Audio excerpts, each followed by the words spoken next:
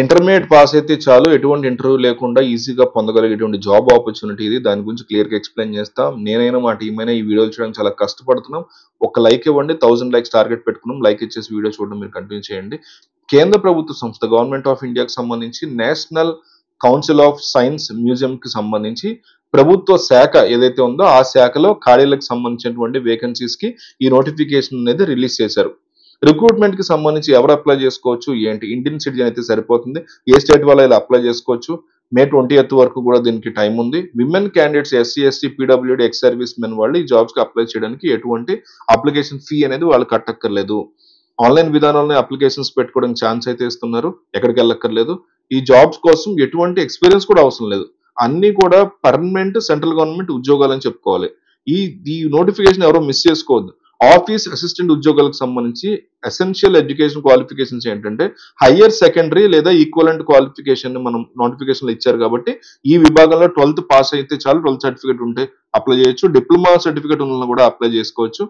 Age limit విషయానికి వస్తే minimum 18 నుంచి మాక్సిమం 25 ఇయర్స్ లోపు మాత్రం ఉన్నవాళ్ళు జనరల్ వాళ్ళు అయితే అప్లై చేసుకోవచ్చు. అలాగే 30 ఇయర్స్ వరకు ఎస్సీ ఎస్టీ వాళ్ళు అప్లై చేసుకోవచ్చు.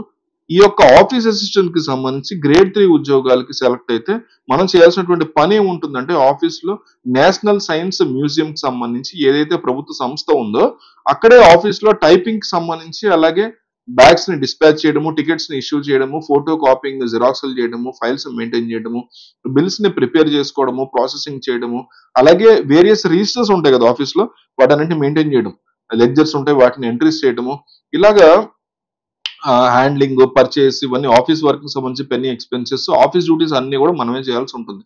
అలాగే ఈ పోస్టులకు సంబంధించి సెలెక్ట్ అయితే లెవెల్ 2 ప్రకారం శాలరీ అనేది ఉంటుంది. లెవెల్ 2 శాలరీ బాగుంటుంది. అలా దీంతో పాటు అలవెన్సెస్ ఉంటాయి. ఇవన్నీ కలుపుకుంటే 38,000 వరకు కూడా మీకు మంచి శాలరీ వస్తుంది. 39,000 ఈజీగా మీకు శాలరీ వస్తుంది. 38,800 వస్తుంది. సో పర్మనెంట్ సెంట్రల్ గవర్నమెంట్ ఉద్యోగాలు అంటారు వీటిని. జనరల్ కేటగిరీ, ఓబీసీ, అలాగే దీనికి సంబంధించి వేకెన్సీస్ కూడా చాలానే ఉన్నాయి. ఏ కేటగిరీకి చెందినటువంటి వాళ్ళైనా అప్లికేషన్స్ అయితే పెట్టుకోవచ్చు. అన్ని కూడా పర్మనెంట్ సెంట్రల్ గవర్నమెంట్ ఉద్యోగాలు. ఇదే నోటిఫికేషన్స్ లో డిప్లొమా క్యాండిడేట్స్ కి సంబంధించి టెక్నికల్ అసిస్టెంట్ పోస్టులు అయితే ఉన్నాయి. డిప్లొమా వాళ్ళకి వచ్చేసి electrical and computer sciences, civil, mechanical ఇలాంటి వాటిలో డిప్లొమా చేసిన వాళ్ళకి టెక్నికల్ అసిస్టెంట్ పోస్టులు ఉన్నాయి. వీళ్ళకి వచ్చేసి శాలరీ 59,000 పైగానే ఉంటుంది. ఎటువంటి ఎక్స్పీరియన్స్ అవసరం లేదు. ఏజ్ లిమిట్ 35 వరకు కూడా అప్లై చేసుకోవచ్చు. టెక్నికల్ అసిస్టెంట్ ఉద్యోగాలకి సెలెక్ట్ అయితే ఏమేం వర్క్ చేయాలి, అలాగే దీంట్లో నోటిఫికేషన్స్ లో దాని గురించి కూడా మెన్షన్ చేశారు. టోటల్ గా 9 వేకెన్సీస్ అయితే ఉన్నాయి ఓన్లీ దీని వరకు. క్యాస్ట్ పరంగా కూడా వేకెన్సీ డీటెయిల్స్ ని వాళ్ళు ప్రొవైడ్ చేయడం జరిగింది. అలాగే ఇందులో ఎవరైతే 10th తో పాటు ఐటీఐ చేశారో వాళ్ళకు కూడా పోస్టులు అనేవి కేటాయించడం జరిగింది. ఇందులో మనకి ఎవరెవరికి వేకెన్సీస్ కేటాయించారు ఏంటి అనేది నోటిఫికేషన్ లో మెన్షన్ చేశారు. 10th తో పాటు సంబంధిత విభాగంలో ఐటీఐ పాస్ అయిన వాళ్ళు 38,000 పైగా వాళ్ళు కూడా శాలరీ వచ్చే అవకాశం ఉంది. దానికి కూడా నోటిఫికేషన్ లో ఈచ్ అండ్ ఎవ్రీ డీటెయిల్ ఇచ్చారు. మీ నోటిఫికేషన్ డౌన్లోడ్ చేసి చూడండి ఒకసారి. ఈ జాబ్ కి సంబంధించి సెలక్షన్ ప్రాసెస్ ఎట్లా ఉంటుంది? రిటర్న్ ఎగ్జామినేషన్ అనేది కండక్ట్ చేసేస్తారు. వేకెన్సీస్ కి ఎంపిక చేస్తారు. స్కిల్ టెస్ట్ ఒకటి ఉండేటువంటి అవకాశం ఉంటుంది. ఏదైతే ఆఫీస్ అసిస్టెంట్ గ్రేడ్ 3 కి సంబంధించిన పోస్టులు ఉన్నాయో వాటికి స్కిల్ టెస్ట్ ఒకటి ప్రొవైడ్ చేయాలి. దీనికి సంబంధించి నోటిఫికేషన్ లో సిలబస్ అనేది వాళ్ళు ఇవ్వలేదు. ఆఫీసర్ కి సంబంధించి గ్రేడ్ 3 పోస్టులకి టైపింగ్ సంబంధించి స్కిల్ టెస్ట్ ఒకటి కండక్ట్ చేస్తారు. ఇంగ్లీష్ కి సంబంధించి 35 వర్డ్స్ పర్ మినిట్, హిందీకి సంబంధించింది అయితే 30 వర్డ్స్ పర్ మినిట్ అయితే టైపింగ్ స్కిల్స్ అనేవి ఉండాలి.